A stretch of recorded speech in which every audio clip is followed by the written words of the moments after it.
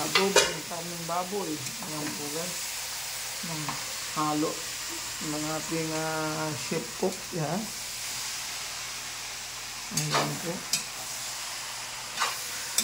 Ang pananghalian ng ating tropa. Adobo ang partner po niya mamaya. Ayan po siya. Wala pa yung kanyang isda. Yan. Lagyan na po natin pampalasang patis guys. Ayan.